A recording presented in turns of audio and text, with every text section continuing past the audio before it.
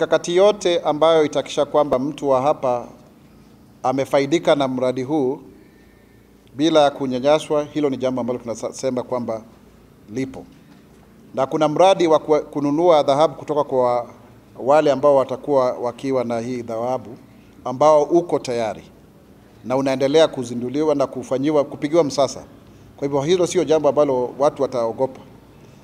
Pili, kamati ambayo inawekwa tayari kuweza kuzungumzia kuhusu wale ambao wataondoka kwenye maeneo hayo itakuwa na mikakati ya kuhakikisha kwamba hata wao wenyewe wanafaidika kutokana na hii dhahabu ambayo imepatikana kule ambako maeneo ambayo wanaishi.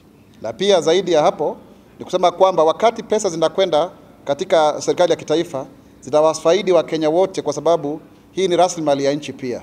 Kwa hivyo Mkenya yote pia atafaidika tukiwa na njia ile. Tukiwa na viwanda kama hivi, tukiwa na vile ambavyo tuna madini yetu ambao tunayatumia vizuri na leseni pia watu watapewa, hamna shida. Hilo ni jambo, kuna mpangilio na tutakuwa tukifundisha watu vile ambavyo pia wanaweza kufaidika.